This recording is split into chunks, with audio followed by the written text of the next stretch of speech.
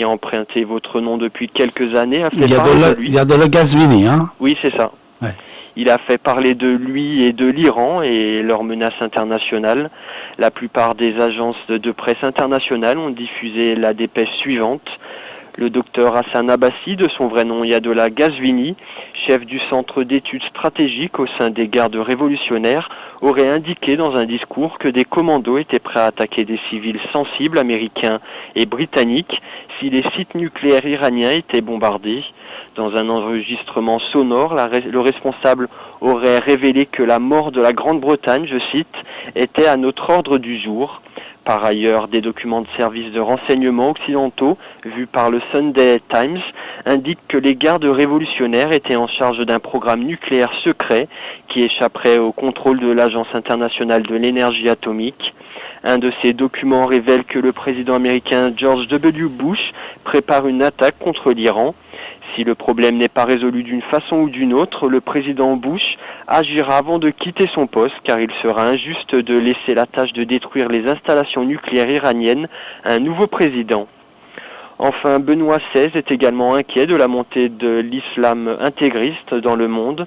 En effet, dans un article signé Claire Chartier, paru dans l'Express du 13 avril dernier, nous pouvons lire l'inquiétude du Vatican quant à la montée de l'islam politique dans le monde.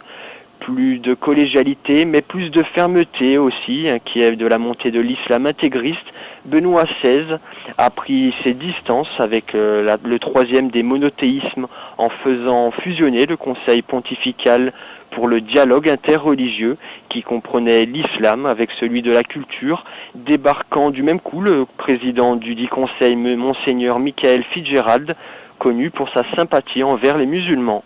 Voilà David, c'était tout pour aujourd'hui et bonne émission. Merci François, à bientôt. À bientôt. Au revoir.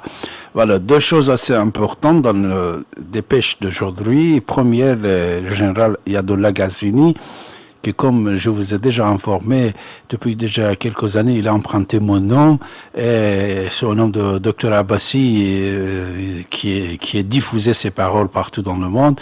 Surtout ce week-end, comme vous avez pu entendre, la plupart des agences presse internationales, ils ont cité ces propos fanatiques et révolutionnaires, soi-disant islamistes. Ça, vraiment, je le regrette, puisque de temps en temps, même certains services de renseignement ne sont pas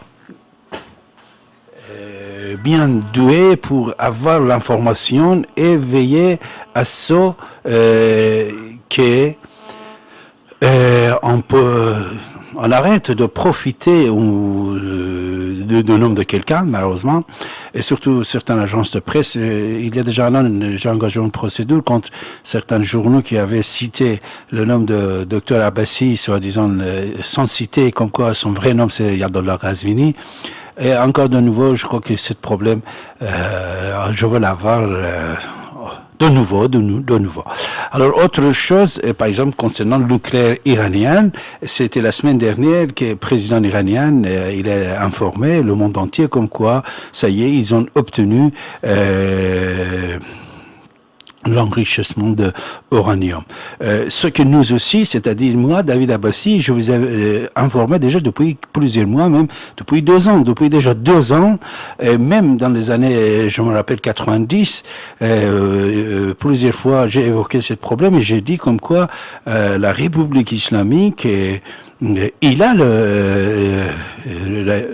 capacité d'enrichissement d'uranium. C'est-à-dire, ce que nous savions depuis déjà quelque temps, quand vous a informé, ici maintenant vous avez entendu plusieurs fois, j'ai évoqué ce problème, et j'ai dit, et nous avons écrit, alors la semaine dernière, eux-mêmes ils ont annoncé, tout ça, je crois que ça entre dans un complot international avec les islamistes et l'islam politique international, c'est-à-dire cet islam politique international est lié, à mon avis, à pétrodollar international, et c'est pour ça, de temps en temps, même certaines informations que David Abbassi, un écrivain tout simple, il le sait, il l'annonce, personne ne dit pas, personne ne fait pas de recherche, et après des années, ça se passe. Ce n'est pas en plus la première fois que nous, on était informé de quelque chose, on vous a informé, et après certains temps, la vérité était éclatée.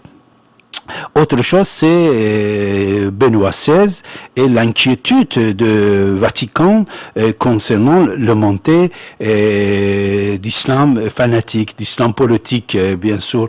Alors, ça aussi, pour information, pour certains individus que de temps en temps, nous les avons sur notre antenne ou peut-être dans d'autres médias, à droite à gauche, ils parlent, vous devez savoir qu'aujourd'hui, ce problème, ce n'est pas un problème seulement national ou régional, soi-disant, qui concerne seulement la France. Comme j'avais dit depuis toujours, même la République française a pris des dispositions contre le montée d'intégrisme musulman en interdisant par exemple le voile. Ça, c'était quelque chose que vous avez pu voir et constater. Après, il y avait l'expulsion de certains imams, de certaines mosquées, mais il y avait beaucoup d'autres choses que vous n'étiez pas peut-être informés, c'est-à-dire la France, l'Europe, l'Occident, le monde entier. Maintenant, aujourd'hui, vous venez d'attendre, c'est le Vatican qui se méfie de montée de l'islam politique et surtout, comme vous venez d'attendre, c'est-à-dire il a fait une fusion, on peut dire. Alors, l'islam, il est exclu, soi-disant, de dialogue interreligieux, comme c'est écrit dans l'Express, et il est entré dans le domaine des cultus, c'est-à-dire c'est à part. Le Vatican, il va traiter l'islam à part dans le cadre des associations culturelles plutôt que cultes.